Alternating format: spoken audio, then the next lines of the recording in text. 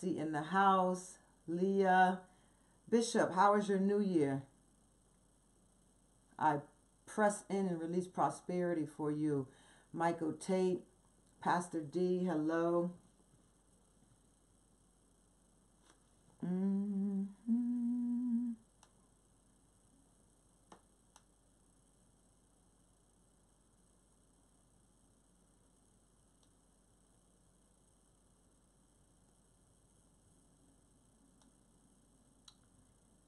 used to be able to do something here with the lighting, but I don't think I know how to anymore. Maybe this is it. It says backlit. Outdoors. Let's see. That does look like it lightened it. Crystal, Tamara, Lulu, April Alexander, welcome. I didn't seem to lighten it much. It just made it look a little differently. Okay, good. Very good, Bishop. I know that's right. I sent it to myself also. Sade, welcome. No, that made it too dark. You can see it? Yeah. Let's see.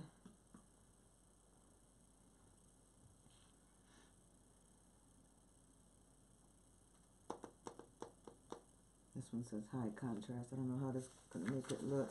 Hello, while y'all coming in, I'm getting all my emails and testimonies together. Looking good. All right, Anya. Looks like it's still too dark over there. Let's see. Let's try another one. Best seat in the house. People pursuing purpose. You go on, Misha.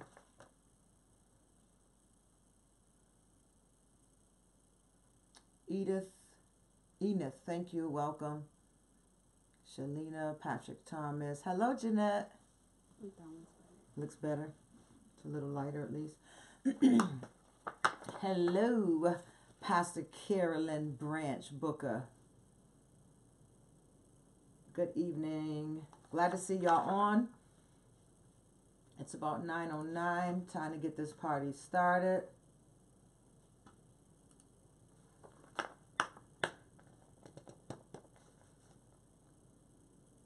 Oh, bless you, Prophet Thomas. Good to have you on tonight.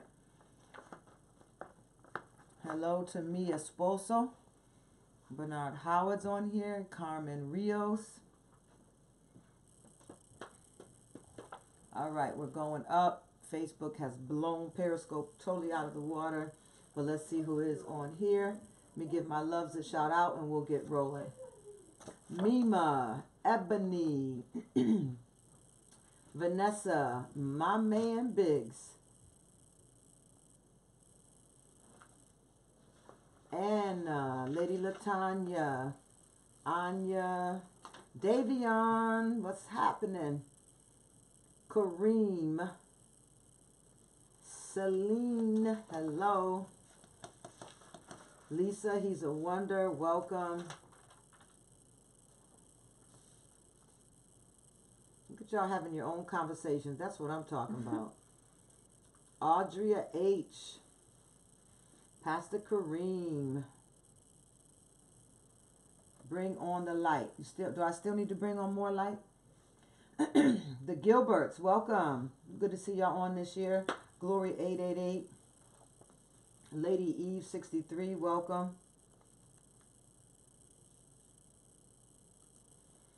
All right. Tell me what y'all seeing or thinking, because I made some adjustments. I'm gonna move the camera so I might get a little seasickness for a minute.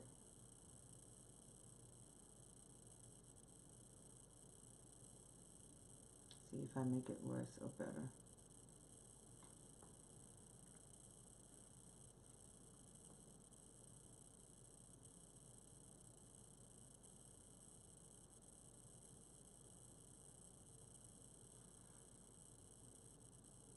Hey, Mr. Tate, Sandra Still, hi.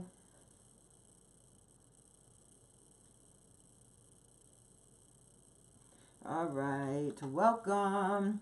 Looking good, Apostle, and hearing fine. That's what I need to hear. Thank you. So Periscope said we looking good.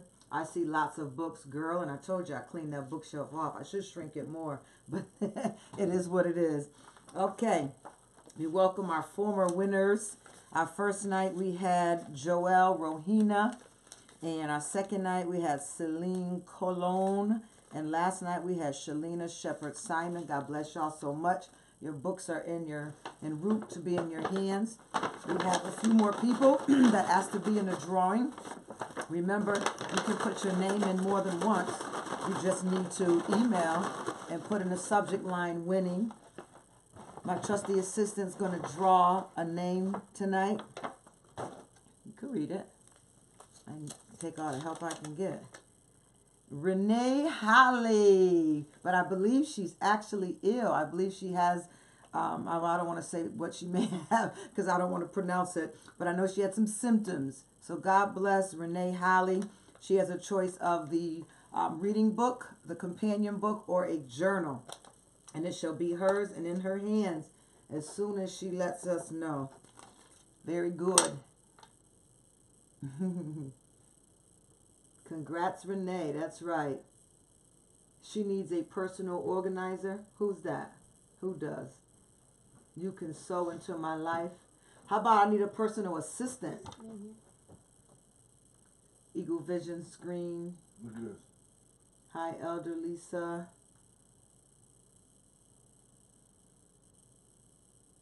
All right. All right, I'm going to go ahead and read forth these testimonies. Y'all know what we do. Hey, Brandell, y'all know what we do. After a testimony, we go ahead and we give our hands of praise to celebrate them for their transparency and for sharing. Oh, for the books, I need a personal organizer. What I need to do is just give up the ghosts. I need to stop feeling like I need to have them all there. That's what I really need to do. But, you know, to me, a book is worth so much more than $14.95. A book is worth so much than $9.95. I mean, the most expensive book I ever purchased, I think, was $299, and it wasn't for a college class either.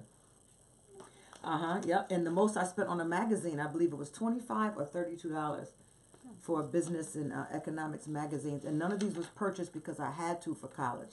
They were purchased because of my desire and thirst for revelation, knowledge, insight, information. So, you know, when I see books like this, we're getting someone's life story written into us. And, you know, they're sharing wisdom and nuggets and what they've learned from trials and what they've learned from life experiences. And, you know, we put a price on that. You know, businesses have started, careers have started, people have woken up, people have had transparency. That's the word I want. People have had transparency in their life over reading someone else's material. And to put a price for $14.95, I think we are more than blessed that we can pay $14.99 for something that someone went through for 30 years to learn and then to share with us. I have a problem getting rid of books. I have a big wicker chest upstairs full of books. My basement has a good accumulation of books. If I knew other readers, I would probably not have so much of an issue with it. But I don't think there's anybody. I got my team good this year, though, y'all. I wrapped them up some nice, I like these boots. They look like Uggs. They're cotton lambs. I love them. I like the way they fit. I like the style. They don't look so big and bulky. So I got all those that helped me, a pair of those in the colors of their choice. And then I packed up books for them. I gave them Self Matters and Self Matters the Companion. And the room was very quiet when they opened up the books because they thought they was getting nightgowns or jewelry. Somebody else thought they was getting a gift certificate to go away somewhere, and I got them a book. Me too, baby. So, and I'm going to start doing that. I'm going to start blessing them with books. I can't make them read, but at least they can't say that I didn't give them information to read. Hello, my sister Trish. How are you? So we do have that in common. It's good, sweetheart. So welcome on. I'm glad everyone can hear me tonight. I want to start reading a couple of testimonies, and then we'll move into there. Yeah, me too, Elder Manny. Love you, sir. We didn't get a chance to talk tonight when we crossed paths. I was finally leaving, and you were working hard. So let me read. I have a nice, long testimony, very good, worth the read, and then two short ones after that. First one says, good morning. I'm feeling so many emotions right now. Wow. Where do I even begin? Well, from the first day of this 30-day soul detox, I began to feel like I was getting sick. I guess I was getting sick of not being my authentic self. Boom. The things that I have buried for years were now resurfacing. The first night you asked at what age did you find out who your authentic self was, and I replied at the age of 27. And the following day you asked that question again, and I began to realize I did not know who my authentic self really is. If you were to ask me again today, I would have that same answer as I did on day 2. I was born on a small island where my grandmother raised me because my mom left me and came to the States when I was about 1 year old. As far back as I could remember, which is age 3 or 4, and see now I was going back to 5 years, to age 3 or 4, my female cousin used to always touch me on my private area and kiss me. I didn't know anything was wrong at the time. When I came to the States at the age of 6 or 7, I felt like I left a part of me back home. I was now living with my mother, my sister, and her father. At the age of 8, he began to rape and molest me, and that lasted for 2 years. But I kept quiet for over 10 years. I was trying to protect my mom, who he often abused, and my sister, who loved her father so dearly. But I didn't realize I was killing myself internally. In my teenage years, I started finding myself looking at girls in a different lens. I also thought I no longer wanted anyone to be in control of me, but it was now my time to be in control. I had a girlfriend for 2 years until she turned on me and I ended up behind bars, shaking my head. It was then I realized my life was really falling apart. It was in that jail cell I cried out to God and I told him if he got me out of this, I would never live this lifestyle again. I ended up getting out the same day and all charges were dropped. After going through all of that, that lifestyle still attracted me and I ended up being with another girl for a few months afterwards. Hello to the 2 apostles that jumped on here. I see Apostle Anthony Blue and Apostle Ursula Wright. God bless y'all for doing a drive-by on me. I got to a point and realized this wasn't my life. That wasn't what I wanted, but I felt like the devil had it out for me, for that 3-year-old girl that was once touched by a female. I was dealing with so much, exclamation point, abandonment, hurt, and abuse. I was slowly self-destructing, yet I wanted to be loved. There is more to my story, but I'll keep it short. How can I find my authentic self when I never knew who she was? Thank you for helping me. For years I prayed that God would send me someone who believed in the Father, Son, and Holy Spirit to be my earthly counselor. From the day I met you, I felt like I've known you my entire life. I thank God for sending you in his perfect timing. Amen. And thank you for your transparency. And thank you for your transparency. And don't send stuff like that to me again when I'm online. That was deep. That's right. Come on, Sade. Welcome, Minister Jackie. Come on, Yolanda Dawson. You see, we got work to do. God's people are out there and they're in bondage and they're crying and they want transformation and revelation and they want acceptance. And they don't necessarily want acceptance in their sin, but they really want to be able to be accepted by someone who can then take them on a journey of a relationship in Christ and be converted. But people are afraid to trust and be converted because there's so many hidden secrets and pain. And I believe that this author is online tonight. So I would like to hear from her in an email afterwards telling me, how did you feel hearing your story being read by someone else? Because I'm hearing over and over again, when people hear their life stories and they're hearing it being read by other people, it blows them away that was really my story. Like, it hits you in the core. Opening up is freedom, Misha said. Angela Martin said, testimony. Come on, Periscope, where y'all at? Hands up. I see you. He's a wonder. Celine Cologne. Davion, that was real. How many of y'all have a story similar to that one? Woo! The truth can set you free. In fact, the truth will set you free. You go on, Leona. Wow, that was very, very good. It's a couple points I want to talk about in there, but I'll do it when I read these last two testimonies. I have another one that says, good day. Thank you for your teaching. I'm getting so much from it already, and it is so needed for me, my family, and friends. I answered yes to all of the litmus questions. Deep sigh. Come on, we can do that with her.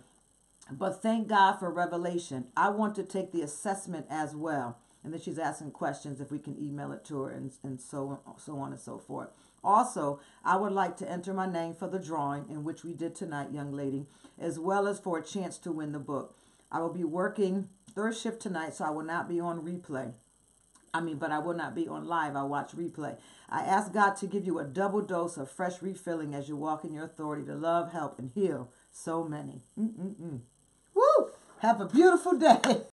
Woo! There's an anointing tonight. I'm going to go ahead and just start fanning myself right now. There is an anointing tonight. This is my story. Started at the age of 5. Just don't know how to get, my tears are blocking the words, how to put it in words. Absolutely. We can help you with that. Live to tell the story. I love that one, Crystal. Live to tell the story. Some of us got to live just so we can tell the story. And then this last one, good morning. This morning, a family member called me very early in the morning, which sounds to me like it's a usual routine for him, to pick him up on a particular street in a particular area. I told him no, she said in caps. I'm on my way to work. I didn't second guess it, nor did I feel bad about it. She said no. Remember, no is an answer. No is a sentence. No is a paragraph. And no is a final end. You can say no and take back your power. She used it for someone, it sounds like, who really is, again, maybe not on purpose, but tends to take advantage of her kindness and causes her to be distracted from what she has to do. So she's gotten her no. Now listen, here's the good part, the better part. I also applied for a new position at my job. I've been working here for over 24 years and been scared to switch for fear of layoffs. Well, today, guess what she did, y'all? And she's giving Soul Detox and all of us, and of course, God first, the glory. She applied and submitted her application, not worrying about who the new leaders are, what the government is doing, about any layoffs. Woo! She submitted her application, going for her new job, and she said, why? Because it's time to put me first. Yeah, we got to get up on that one, right? That's a good one right there. Is that my dog? That's what I'm talking about. Woo! Y'all tearing me up tonight. This is excellent. 24 years, and she's been scared to switch jobs because of fear. But just 7 days on Soul Detox, Soul RX, Soul Prescription. That's right, CW. Come on, Sade. From Soul Detox, from us encouraging, for y'all sending in testimonies, letting her hear the testimonies of other people. What you're typing up on the screen, the encouragement we give when others give testimonies. To God be the glory. We have encouraged another one. So now, without her name, I need y'all to help me pray this job through to her as we continue with, what do we have, day 7? So we have 23 days left where we're going to tear this giant of fear down. I remember when, I think it was President Reagan, were you born in? I remember when President Reagan told the, I guess they call them prime ministers in Germany, to take that wall down. And that's what we're doing tonight. We're standing in the authority of our kingdom right and responsibility. And we're saying, fear, in the name of Jesus, take that wall down. And we call that fear of wall down in her life. And she will be bold and confident, because I worked in HR for years. Ooh, my intercessors in my office are praying. I worked in HR for years. And I'm telling you, we can interview some highly potential candidates, meaning the resume was great, the references were great, your education, the pay scale that you wanted, all of those things will look really good. But when we meet you and we don't see the confidence that we need for that position, if you're going to be over people or you're going to need to be a team player and we don't see that confidence in you, all of that will cost you that job. So we need this sister, this young lady, to walk in that place and convince them that she's got the power, that she's in control of her life, she's in control of her feelings, she's not afraid to say no and step on her no. And that shows leadership, and she's not afraid to go through highs and lows of what she needs to do to get that job done. But there's going to be such an authoritative confidence that's going to come through her that they're going to give her that job, not just because of favor, but because they see the growth and the development in her life. And we say to that wall of fear, come down now in the name of Jesus, and we loose the necessary confidence that she needs to walk in to get that job. In Jesus' name. Are y'all with me?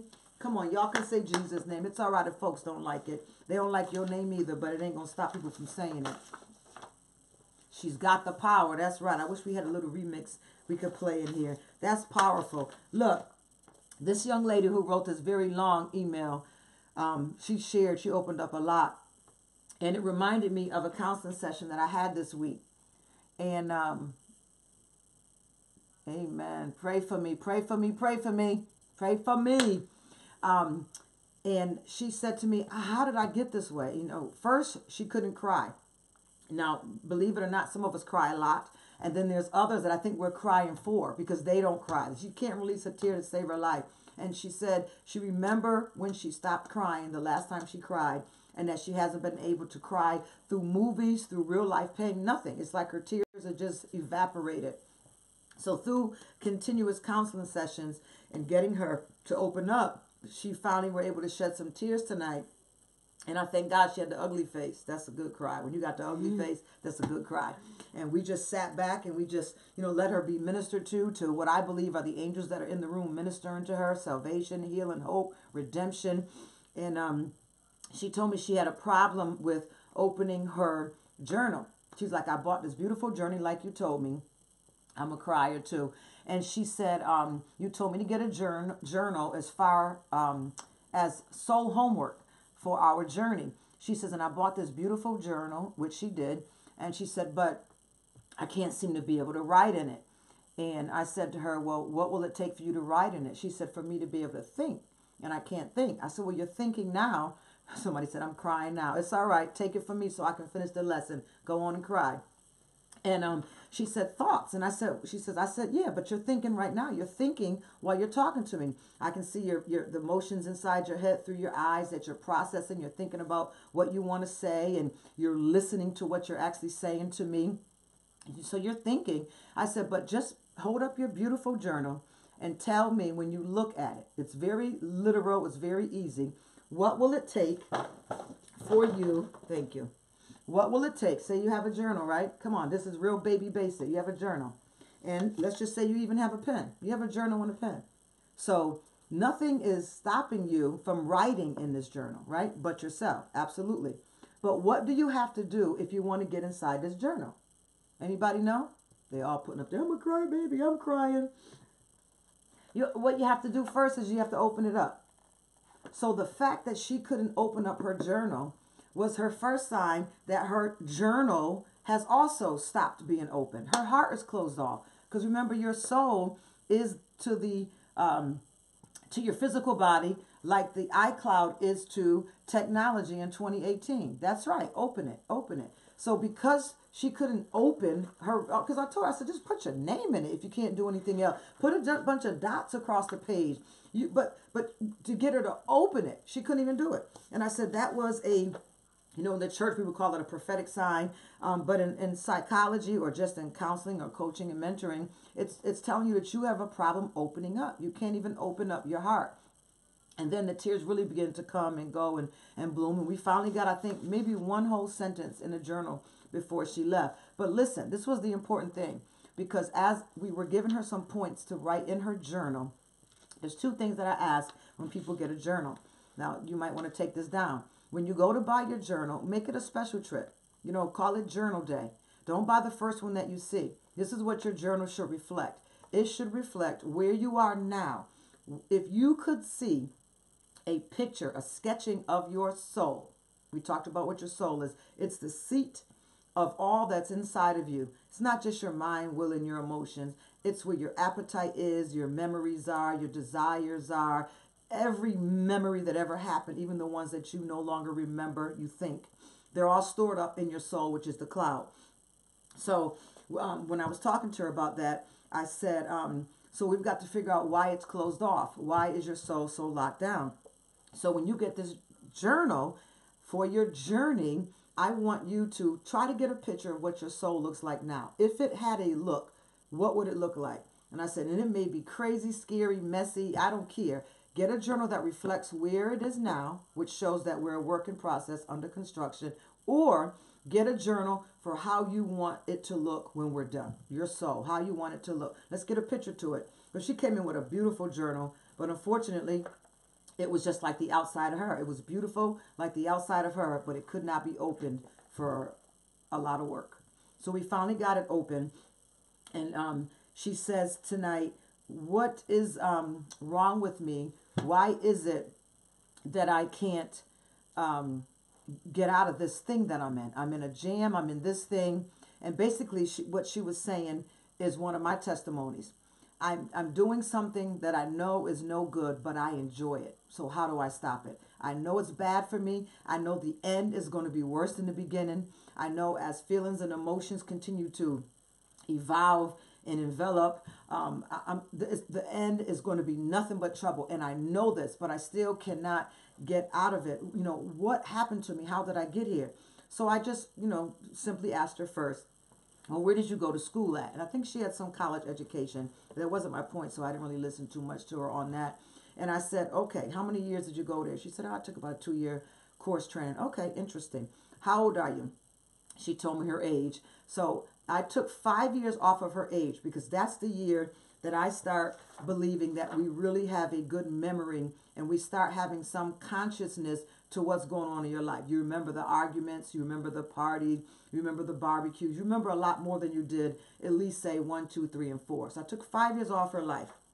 So let's just say she said she was 35. I said, so okay, you've had 30 years of education. You've been in a classroom for 30 years. She said, no, I haven't been in a classroom for 30 years. And she's laughing. I said, you have been in the classroom of your mother and your father for 30 years. They have been the classroom instructors of your life. Tell me, what have you learned from your teachers? And then another meltdown came because she began to tell me the issues with her, one of her parents, and of course, and she began to tell me the issues of the second parent and how the toxicity of their relationship worked. What were the dynamics of how toxic the marriage was, and that she watched this all her life, and now she's living with learned behaviors. So think about it. Give yourself a little grace. Take 5 years off of your age. That is how many years you have sat in the classroom of whoever it is that were your role model, that was responsible for raising you, parents, grandparents, aunt, uncles. I really, if we were in a longer session with her today, I would really include all the people. But we'll get to that part in the book where the most influential people in your life, good, bad, or indifferent, those have been your teachers. So you go to high school for 4 years, middle school, you might be there for 4 years, elementary school, you might be there for, 4 years, I think, at one school, and then you go to the next one for 3 years, and then 4 years of high school. And, we think about all those years. We got 12 years of education, but you're not thinking that we tell them in the church, discipleship starts at home. So most of what you learn really is from home. Lisa has this thing that she's always saying, I probably won't remember it tonight, but it's not what you're taught, it's what you caught.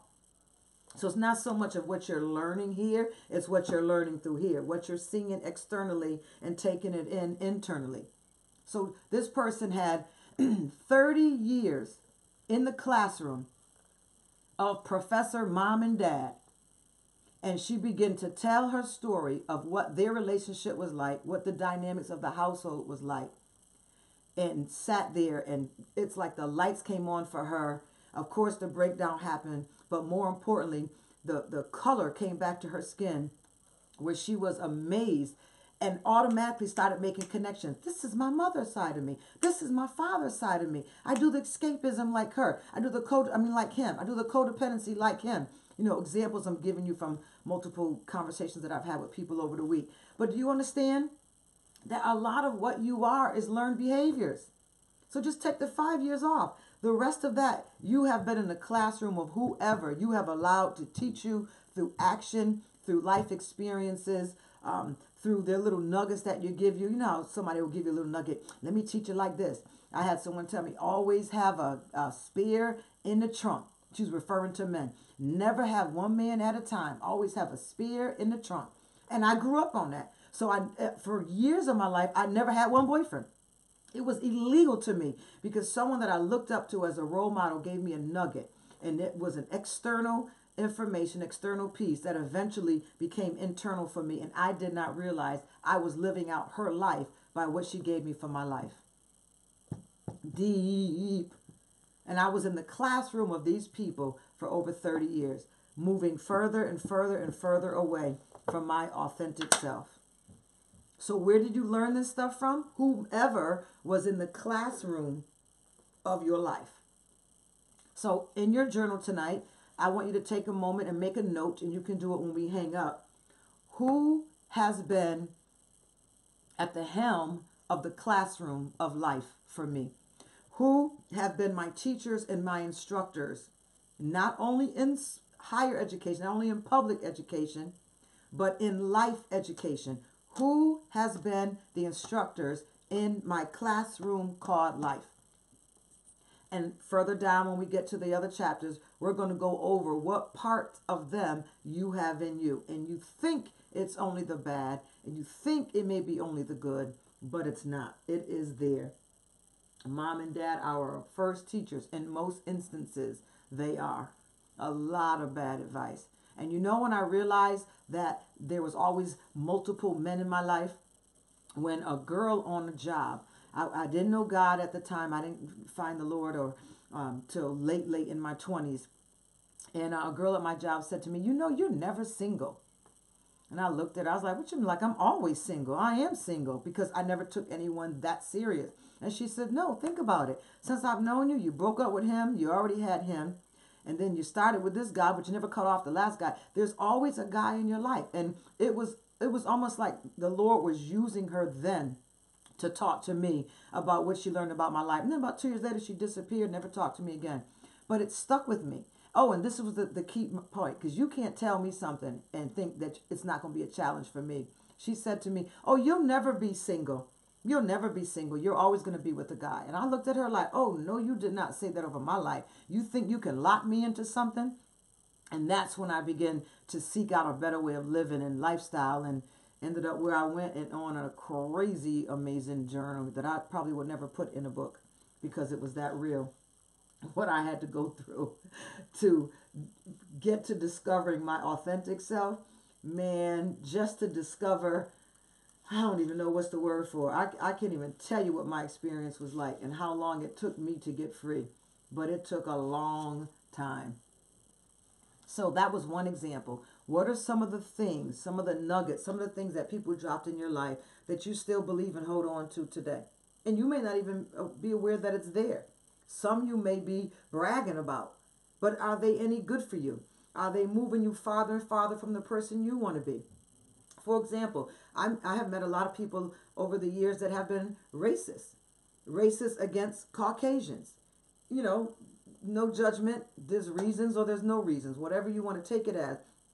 But my purpose in that is it was taught to them. They didn't have an experience with someone of another color or of another nation that made them have a bad taste in their mouth. It was taught to them. It was ingrained to them by their parents' personal experience.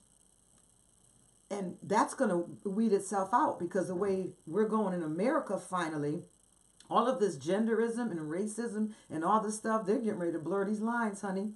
And at least for me, my great-grandchildren will probably never even know racism to the point where we've known it in the 60s and the 70s and even the 80s. Isn't that something? So passing these things down did more damage than it actually did good. But these are things that you need to go in your life and search out the ghosts that are in your life that's in there carrying information to your data center every day that doesn't work for you. My father had a lot of racial comments about a lot of different races. And I don't know how, but they never stuck with me. Thank God. I think it was because my mom, she was a couple different nationalities. So she didn't have any prejudices. And I spent most of my time with her that I didn't get to pick up any of the racial ignorances that he had to grow through and learn. And now imagine, remember you might have heard my story early on. My dad was German and my mom was Native Indian and black. But he's got some racial ignorances, but he marries a Native Indian and black woman. I mean, he has such a sincere big heart, but racisms had been passed down to him that obviously didn't work. Because how are you talking about black people and your family's in the house black? I mean, things that pass down, these are ghosts that are in your life that you don't need to have. They're not yours. They weren't your issues. They weren't your problem. You didn't have an experience and have a problem with gay people. You haven't had an experience and a problem with white people. You haven't had an experience and a problem with Puerto Rican people. These things were passed down to us. These are ghosts in your soul that you do not need. Because we talked last night, you have to have facts about everything you're feeling, externally experiencing, and internally perceiving. If you don't have facts, if it don't fit, you must acquit. If you don't have facts, you got to get rid of it. And you have to get rid of it immediately. Because the longer you let it stay there, the longer it weaves a pattern in your life that you do not have time for. We're doing too much work for that. Yeah, absolutely. You experience racism in your own life. Absolutely. Yes, Davion, thank you. He gave me a 100 and dropped the mic. Absolutely. So many things passed down here. I talked to you about fears. My father told me never get a car because you're always going to be putting money in a car. Okay, either that or I'm always going to be walking or begging for a ride or spending a lot of money on Uber. I'm a busy person. I had a child young. I was in school and working. I needed a car. But those fears he tried to put on me, thinking he was protecting me, but he was really getting ready to take a right from me not to drive. If you don't have facts, get rid of it. Absolutely. And more internally is what I really want to press upon you tonight. That this has to be more of an internal fact. So before something external begins, that's right, racism and sexism, before something external begins to interfere with you internally, you've got to put it between the court of you. Is there facts to back this up? The author said the other night, the boyfriend who berates you, the parents who word cursed you, you're never going to be anything, you're like your mother, you're like your father. Are there facts to this? You made a mistake. But are there enough facts to say you are the gene pool of your mother and father? Well, we know you can't be 100% one or the other one. So that's not factual. They don't have enough information to lock your mind in a perception that because you're blind, you're dumb. Or because you're a female, you don't get to earn what a male makes. You get where I'm going with this here? And these are things that we take in and buy into them, and they're not based on facts. Do not give them permission to become law in your life at all. So let me read a couple of things to you tonight. I hope that a few of you all have gone on and take your assessment. That would be very helpful to you. I've been getting a lot of tears and a lot of crying and a lot of I don't understand how did I get this way on my perception test and my actual test. You need to go in and take those assessments. Let me know if you're having any problems. While I have some help, I can make sure that we get this stuff to you. So according to the information, yeah, this is where I want to go. We're going to be on page 58 here, and I'm going to read from it. If you have yours, this is good for you because you get to highlight it. And, if you haven't been someone that's finished a book, you actually get to highlight this and say, I finally read a book, or I finally finished a book, or I didn't read it from the back to the front. The assessments are online on the blog. If you email me, y'all got to email me because they're answering the emails. If you email me, we can help you and make some adjustments. So go ahead and email us. Hope we're at info, like information, info at SuzanneMHoward.com. And people were telling me that when they printed it, they're small. But when we went on and printed, look at the size of ours. It took up all the pages. So I don't know how yours got so small. Look at, huge. We printed them ourselves. So I don't know if y'all alignment is off. Are you printing on small? You might want to look at the size of what you're printing. Because our stuff, our letters is huge. Like I don't even need glasses for these things. Look at the assessment part. Almost the whole middle of the page. But more than one has told me that they're having problems seeing it's printing too small. So, you know, I have to hear you. But at least email us so that someone can grab that email and get you the information that you need. So, again, it's info as in information at SuzanneMHoward.com. All right. So here we go. Page 58 begins to discuss. You will soon see that everything you have not become, everything that you have and have become is not by an accident. Thank you, Tamara and Minister Leah. You aren't a prisoner of the past or a captive to a life that may feel like it is set in stone. You ever feel like that? Like life is set in stone and you just have to deal with it? You ever feel that way? I have. That comes back to me so many times. Girl, you're fighting too many battles. You're putting out too many fires. Just go on and just settle down. What's wrong with you? And it's like whenever I begin to think common, it's when something comes and disrupts that order again and says, nope, nope, nope, we got you on a good road. We need to get you where we need to get you. So I'm thankful for the disturbances that come so that I just won't be common versus my authentic self. So you are going to learn that the quality of your life didn't just happen. It is instead ultimately a product of choices you have made, both externally and internally. It is a product of choices you have made. And I know what y'all thinking already. Well, I didn't get to make all the choices. Hear me out. That means that whether you knew it or not, you have had and will always have a tremendous power to determine your life. The problem has been that you may not have known that you were in fact making such defining choices, or that there were even choices to be made. Believe me when I tell you that there are always choices to be made, and you have always made them. Listen, this is the blue line. This is the big nuggets I put in blue. In fact, the truth is you cannot not choose.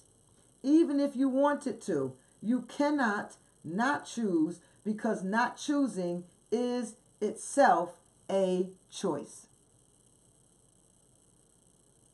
Did you hear me? Let me rewind. In fact, the truth is you cannot not choose. Even if you wanted to, you cannot not choose, because not choosing is itself a choice. Did you know that? Every time you give up the power, or you become passive and you let someone else make the choice, or you make no choice at all, that is a choice. People say, I had no choice. This was and then we said, that's an excuse. It's not an excuse. This was for real. This was for real. Especially when you're over the age of 18. When you do not choose, you have already made a choice. Yep, I want to read y'all comments. Boom on this side of the screen. Yes on Periscope. Wow and thinking and wow all over Facebook. Yeah. Not choosing itself is a choice. Thank you for the 100s. Very, very good. As we start to deconstruct your life in the next 23 days, some things that may have seemed confusing and inaccessible are going to become very clear. You will quickly come to see that you can build on the strengths of the good choices you have made and overcome weaknesses by changing or rechoosing some of the poor choices. Some of the poor choices you have made. Of particular interest are those choices you have made with regard to how you treat and deal with you. How you treat and deal with you. Why do you settle? Why do you think you don't have a choice? What is the alternative that's already in your mind that is talking you out of making a choice. Yep. Someone I talked to today, I said, well, what would be the worst thing that would happen? You will be alone. And if by being alone, does that mean you're lonely? If by being alone, what does that really mean? You're alone. And to you, what does it mean? Seeing yourself alone in a room, is it scary? Is it empowering? Is it frightening? People are going in these escape rooms. You know, there's something to being in a room. What does it mean to you? I don't think it's the worst thing in the world to be alone. Now, if you would have asked me this 20 years ago, it probably would have been punishment. It would have been torture. It would have meant no one wanted me, that I was rejected, and everybody else had something. Even if what they had was lousy, at least they had something. That's how I used to think 20 years ago. Now, when I think of being alone, I think of vacation. I think of holiday. I think of perfect rest. I think of great books being read, an opportunity to go in Starbucks and talk to people, or take a trip somewhere and meet strangers and just have conversations at the dinner table. And, you know, they're very curious to find out, why would a woman in 2018 be having dinner alone? Because she can. Because she can. Isn't that something? That's why a young woman would be having dinner alone, or a young man is having dinner alone, because you can. I have an option. There's 5 people I can call, probably 10. And on one hand, 5 may be, I can't do what Peyton does, but 5 may be that, and 5 may be that. But I choose me because I have an option. And I do this to myself sometimes so that I can always feel empowered by my choices. You know, when I have options, you got to turn the volume down. When I have options, sometimes I personally refuse the options to challenge myself to remember it's okay to be alone. It's okay to go to movies alone. It's okay to go to dinner alone. It's okay to go to a hotel room alone. It's okay to go to the spa alone. And to also know that it's good to go to dinner with people, and to the spa with people, and to the movies with people, and completely and engrossly, entirely enjoy those relationships. But sometimes you must challenge yourself and do these things alone. Break the fear.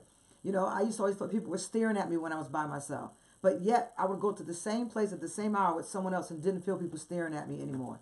Those are fears that we have to overcome. Yeah, absolutely. These are the challenges you must challenge yourself on. Because remember, not choosing is itself a choice. So as we start to deconstruct your life, you're going to find things that were once confusing and inaccessible are going to become very clear to you. You will quickly come to see that you can build on the strength of your good choices you have made and overcome all the weaknesses by changing or re-choosing some of the poor choices you have made. As long as there's breath, there's hope. It's not over as long as there's breath. You can go back and fix some things. Some things you can go back and begin to mend them.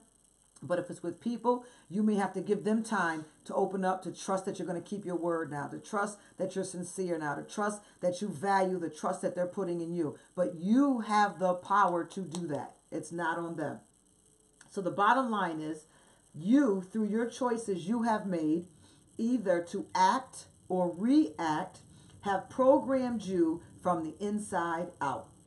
What's more, you have done so with such a powerful dominance that you have absolutely dictated both the immediate results and the long-term outcomes in your own life. When you realize some of the crap you have been buying into, you are going to be shocked. The author of this book said, I was shocked, and he's a doctor. All of this process of acting, reacting, choosing, and trying not to choose sometimes happens in an almost invisible, imperceptible fashion, but it's happening nonetheless. That's right, because you have the power. Your mind is so busy processing every minute of every day to such a degree that if it were all conscious, it would be overwhelming. And some of y'all are already overwhelmed. Some of us are already overwhelmed. Can you imagine if you were able to maintain all of the processing that your mind does day to day, what it would completely do to you? Thank God that we know God who made the body and has made our mind so that we won't crack, because it is a lot to bear. Either way, mysterious or not, overwhelming or not, you are about to break the code, which I understand is his latest book. And if I find it interesting enough, we will do that one as well at a later point. We are going to slow things down, and you are going to stop taking wooden nickels when it comes to what you have been accepting and settling for about you. There is a truth and clarity that is available to you, but it can only come from getting real about you and ultimately reconnecting with your authentic self so that you can make yourself the star in your own life. This whole idea takes courage. Do you know that it takes courage to do this work? That's why some of y'all are on here every night and you'll commit to 30 days, but you're not going to read the book yourself because you can't open it. You know why? Because you're not open. Some of y'all are on here and you want to win the book, and you know you're not going to open that book. And I know you're not going to open the book. Some of us on here we have the book, we're highlighting the book, we're reading the book, you're correcting the words that I'm reading on here because you are such a corrector of the book. But at the same time, you're not making application because you're not taking your assessment. And the reason you're not taking your assessment, because you either want a quick microwave way to undo 30, 40, 50, 60 years of work, or you don't believe still that it's possible for you. I know this going in. So I can't always look at the numbers as the masses. I got to look for the remnant. Those that are asking the right questions, those that are emailing, those that are transparent. And it doesn't mean that everyone who doesn't email isn't taking it serious. Some of y'all are doing this work at home, and we're going to hear about it. I believe it. However, this is the time, if there's no other time, for you to take this now, because it takes courage. You've got help. Jump in with the conversation. Stop taking yourself so seriously. Learn to laugh at yourself. You are the biggest comedian too. You know you did some crazy stuff today you should have laughed at, and you got completely upset over it. I'll bet that just like me, there have been times in your life when once you finally woke up to something, that once you called BS on it, once the light bulb came on, you were stunned that you have been suckered for so long. Oh boy, this is the part that's causing a lot of problems in my life.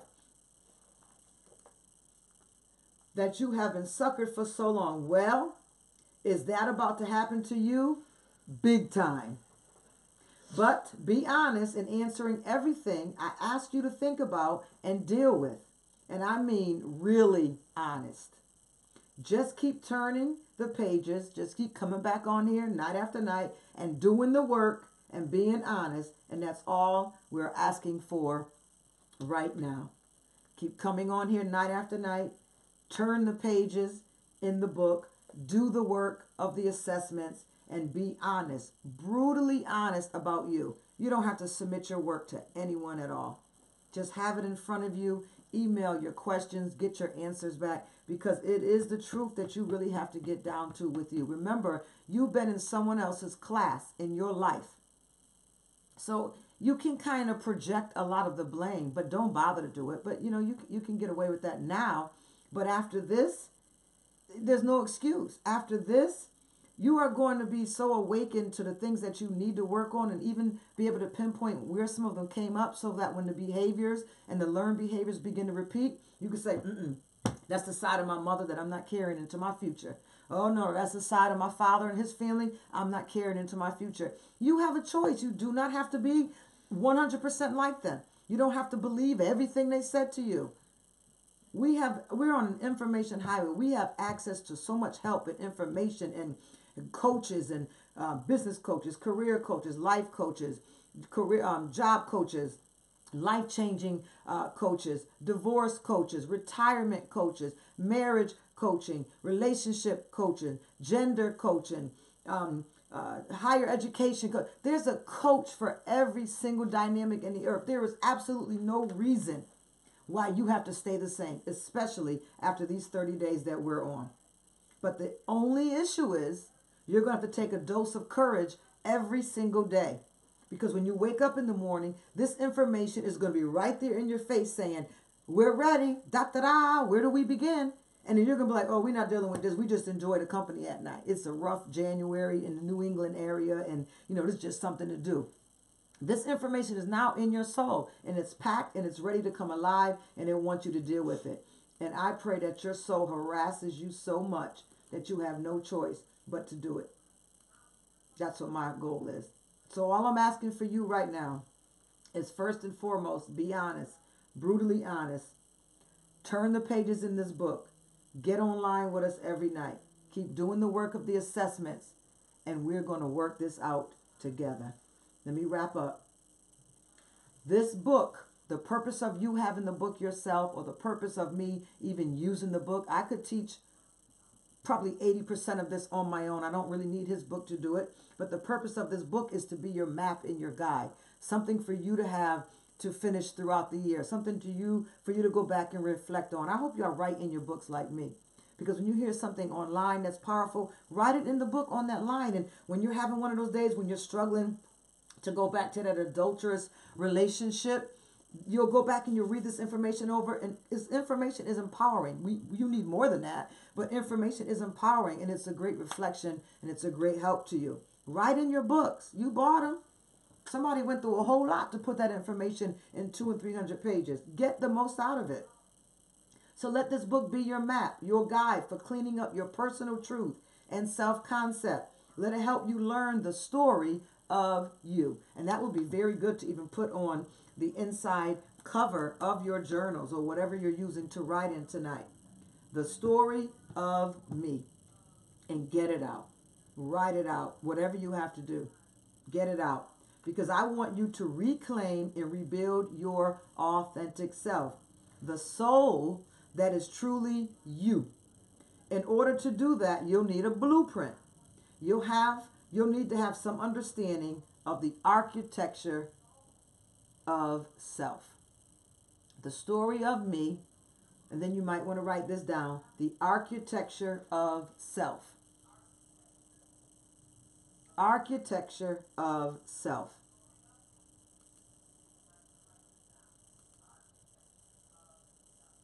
Is that the feedback from there? If so, close the door because they've heard the feedback a few times. Yep, the story of me. How y'all doing on Periscope? Hello from Germany. Iklibedu. Did I say it pretty close? Okay, come on, wrapping it up. I'm betting that you are distracted so much of the time by just trying to keep up with the pace of life that there is little, if any, time to work on you and what is really important to you. That's going to be a big study for us, the architecture of self. Let me read this line again. I like that, Biggs. I am betting that you are distracted so much of the time by just trying to keep up with the pace of life. It didn't say your personal life, by the pace of life, that there is little, if any, time to work on you and what is really important to you. And then you have to deal with fear, the fear of change, of stepping out into the unknown. Fear is a crucial issue and one that we'll have to address together. Your fears connected to your job, your fears are connected to your marriage, your fears are connected to your single life, your fears are connected to your health. Come on, page 62. The challenges facing your children, watching your body age, or a million other things that may be keeping you paralyzed, pessimistic, shut down, and insecure. Fear. Is that the architecture of self? I bet you it's in there. Through these upcoming sessions together, I am coming, and I am coming for you. Your job is to jump into this project with a willingness to give it your time, your unadulterated candor, and your utmost passion. You must commit to reconnecting with yourself. Whether you are encouraged by others to do so or not, you must be willing to ask yourself the hard questions that I'm going to pose to you and give honest, No nonsense answers to each of them. No matter how unbecoming the answers might be, starting now, you must hold yourself accountable to a new standard of self-examinations. I want y'all to write that down. A new standard of self-examinations. You are going to begin to hold yourself to a new standard of self-examination.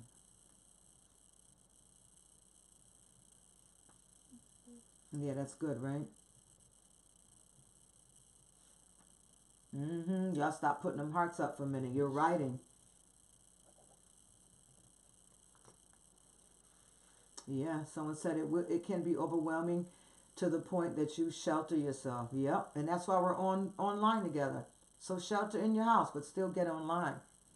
You're going to begin to hold yourself to a new standard of self-examination. Why did I say that? Why did I do that? Conspiracy happens in the dark. It happens in the deep recesses of who you are. Monsters and ghosts work in the dark, just as our fears mount without light. In the fictional self, the mythical life is a monster.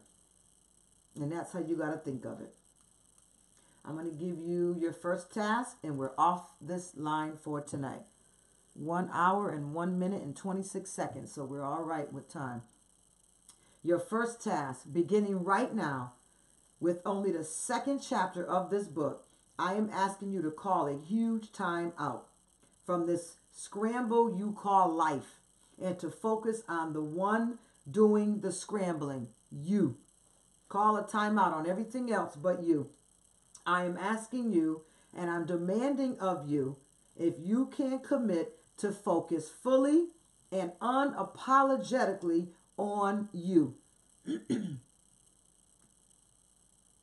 This will not be a journey of selfishness and self-absorption. You are not the hub of the universe, and all things do not revolve around you. But beginning right now, I am asking you to call a huge timeout from this scramble you call your life, running for everybody, dropping things, putting you at the bottom of the list, if on the list at all. That scramble your day, scramble your life, keep stealing years from you. I'm asking you to focus fully and unapologetically on yourself. That's your first task. Stop with the excuses. Stop letting things hinder you and block you from you. Stop letting people tell you that stuff is mumbo jumbo. Oh, you can read the Bible, do that. You can get that from church. And you might do.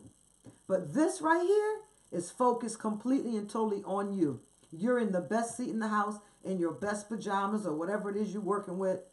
And you're getting this time for you. We're talking to probably about 80 people between the different, maybe about 100 people between the 4 different outlets that this is focusing on right now. But this is all about you. Completely you. And don't let anyone make you feel bad about it, envious about it, jealous about it. Because remember, most people are just concerned as if they're going to lose you by this evolving that you're doing now. So this, their fear is for them. It's not for you. They're not happy for you. They're not mad for you. They're in fear for themselves. So unapologetically focus on you.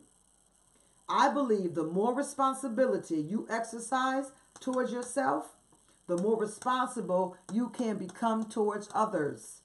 I believe that one of the greatest gifts you can offer the other people in your life is your authentic self, rather than your fictional self. From the authentic, self flows. Come on, write that down, somebody. From the authentic, self flows. Good. Now we'll focus on me. New standard of self-examination. I'm loving this. Hold ourselves to a new standard of examination. Y'all working it over there. Really good. Very good, Periscope viewers. The more responsibility you exercise towards yourself, the more responsibility you can become towards others. The more responsible. I believe that one of the greatest gifts you can offer the other people in your life is your authentic self, rather than your fictional self. Why? Because from The authentic self flows a peace and clarity that can only benefit and enrich the lives of those you love. The process will be detailed to you after this evening. We're going in deep. We made it through chapter 2 of the great introduction, the blueprint for your authentic self, who you are. And we're going in. Expect that you will be immersed in a series of challenges that will require a commitment of both your heart and your soul. A commitment of your heart and your soul. We're going to examine and demystify your past life experiences. We're going to identify with refreshing clarity your purpose for being in the world. We're going to identify with the same degree of clarity the composition of your authentic self, your skills and abilities. We're going to create a track to run on where you, by your choices and actions, will allow yourself to give authentic expression. And we're going to give up fear of the unknown and climb out of the comfort zone. Someone that I counseled on this week had a score of 84. You feel like reading this for me? Mm-hmm. Do you have it there? Yeah. Okay, let me move. I want you to hear this. This person that I talked to tonight had not tonight, the person that I counseled on this week. I did a lot of counseling today, so my tongue is mumble jumbled and all that. You know, when you have to talk all day long and listen, it gets a little wearing on the brain. Should have had some coffee. However, one of the people, had a score of 84. And I just want y'all to hear, for those that still don't have the book, what an 84 means. And I'm going to lift up out of that what would be one of the things you have to work on first with this person because of the difficulties of the revelation of them finding out who they really are. So listen, you just move it closer. If you want to put it on, you can. But it's from Evo. 84. This range suggests that you are operating most of the time from a fictional self-concept that has become distorted and is therefore a fictional version of who you really are. Fictional, distorted self-concept. Okay. It would not be surprising if you were usually confused about what you should be doing at any time. Ooh, hold on. Usually confused about what you should be doing at any time. Or what would be the best use of your time. Oh my God. Or the best use of your time. How many of us on here have time management trouble? Come on. You may be bewildered about what the world expects of you. Bewildered about expectations. And you may feel really disconnected from your life. Disconnected out of your life. And that would be someone who says, I just don't feel like I have control over anything. Go ahead. In many ways, a score in this range is the most problematic. The person who scores here may be aware of his or her fictional self and may understand that life does not have to be this way, but he or she may also fear the responsibility of change. Boom. There it is right there. Thank you very much. I hope y'all heard her okay. I hope y'all heard her okay. But listen, he's talking about on page 63, the process will be detailed to you in these upcoming days. Expect that you will be immersed in a series of challenges that will require a commitment of both heart and soul. You will. This is what we're going to do. Examine and demystify your past life experience so as to control rather than be in control. Identify with refreshing clarity your purpose for being in the world. This person who had an 84, their results said their distorted, fictional self-concept, their image of themselves is distorted. So they don't even know who they are. Listen, they're usually confused. This is probably someone who can't even decide what they want to eat for dinner. They're usually confused. What do you think I should wear? Usually confused about what they should be doing at any time. Or what would be the best use of their time. They don't know. They'll be the ones on Facebook scanning all the time or on the phone calling you all the time because they don't know the potential of going out alone, picking up a book, committing to a broadcast, doing some personal development training in their life. Because they don't even know what they should be doing at any time. They do not even know what they should be doing with most of their time. Listen, it gets worse. They don't even know what the world expects of them. And what did it say here? Identify with some degree of clarity the composition of your authentic self and the skills and abilities that define you at your absolute core. We're going to create a track to run on where you, by your choices and action, allow your authentic self to find expression. Give up your fear of the unknown and climb out of a comfort zone. Listen to me.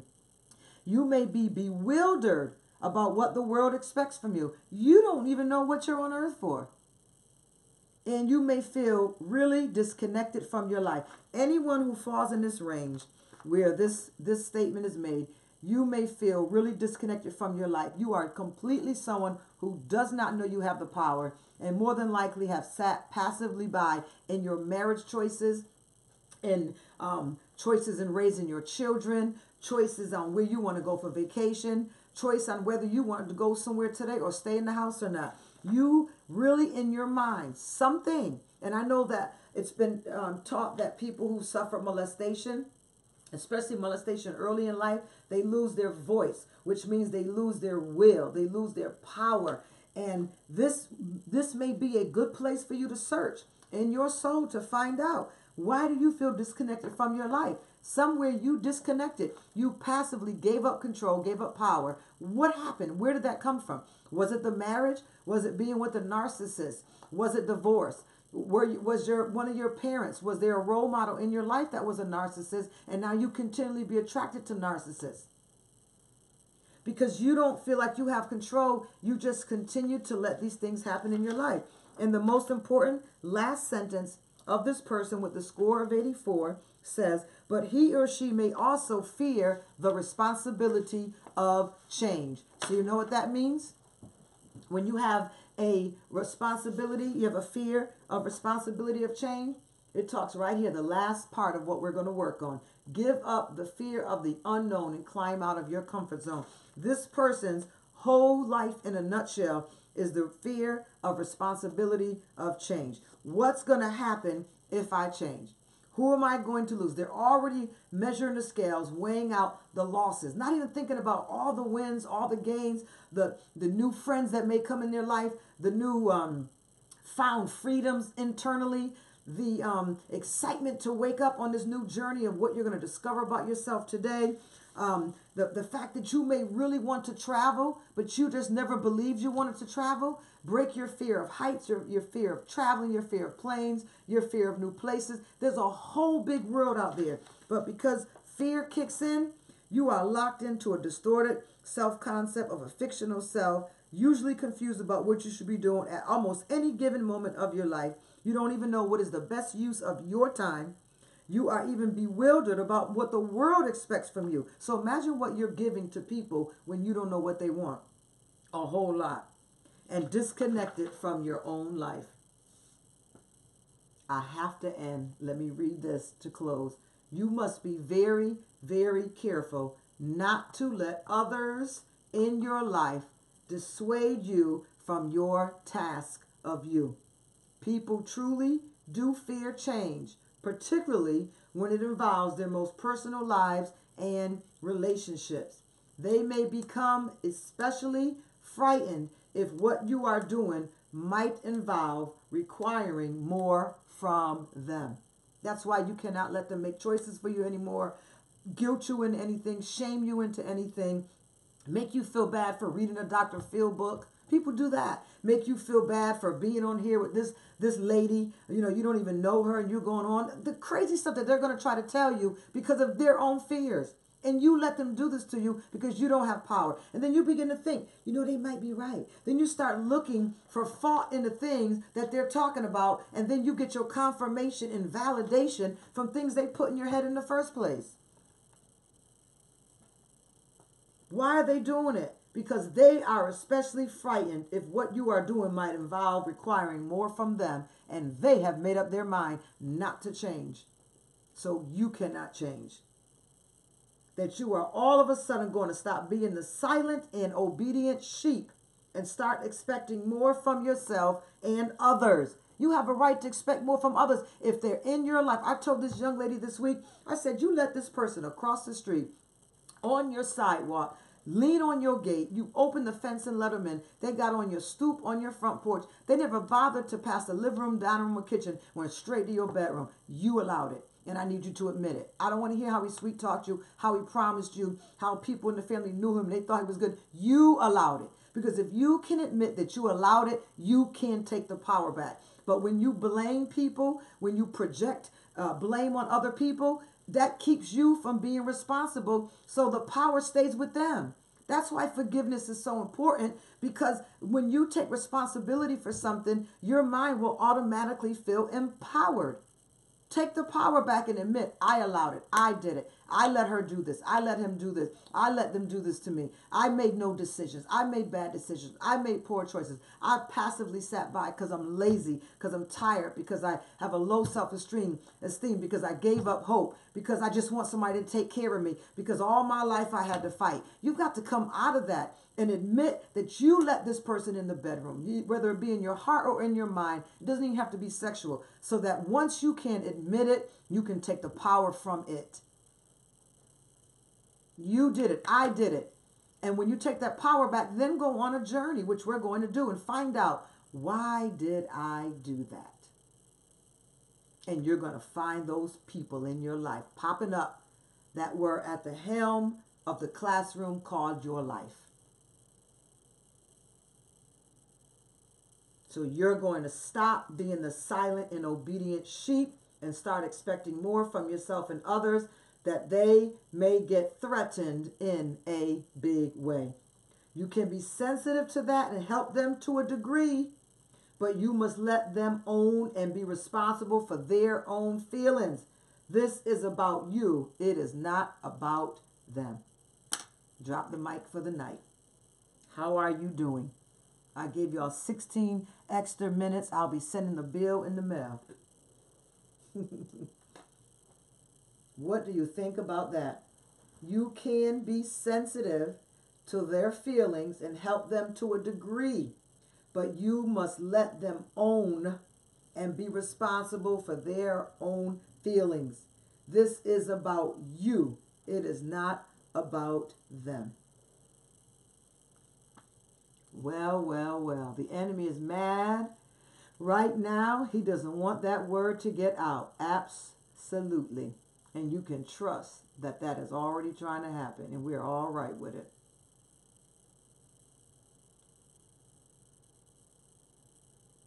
Somebody said, I am getting off and I'm going to my war room and sob before God. Well, my. Holy Spirit is delivering me right now. And they're all encouraging her on Periscope, telling her to go in. Sis, you're worth it all. Go in. Someone else says, peace is mine as I move toward my authentic self. From my authentic self flows everything. I'm tearing up right now just hearing you say to focus on me. It's been such a long time. I've been so done with me. Unbelievable. Doing that right now. Feeling good about it. I said this a couple times already today. Well, I pray you got something out of it tonight. Please hashtag replay. That's right. I want what God wants for me. And that's what being authentic is. Back to his plan and his purpose. Do you know what purpose means? Do you know what the definition of purpose is? The original intent and will of a thing. That's, and I will never forget that definition my entire life. Again, to the great teacher, Dr. Miles Monroe. The purpose of a car, the purpose of a female, the purpose of a male, the purpose of humanity, the purpose of the animal kingdom, the purpose of the celestial, the purpose of the water. Purpose is the original intent and will of a thing. And that's where we're heading. To purpose. What does that mean? I'm heading towards the original intent and will for my life. Authenticity. I've got to go. I love you all. I pray a blessing over you. Please continue to pray for me. Shut down the enemy's warfare, his attacks, his sabotage. We can build a hedge together so that we can be empowered. The anointing can flow, just like this lady who had to shut down and go into prayer. The anointing is transferable. He is moving. God is doing great things. He has all the glory. He has all of the power and authority in our online church to do whatever he wants to do. No programs, no offering, no testimony, no praise and worship, straight into ministry. So come on, our affirmation and our prayer tonight. Let's go together. Are you ready? Let's go.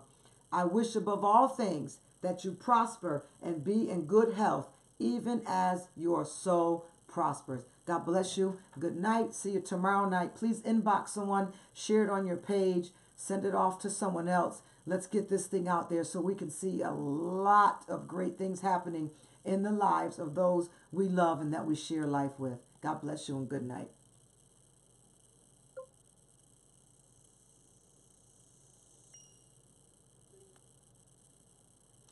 Good night, Periscope.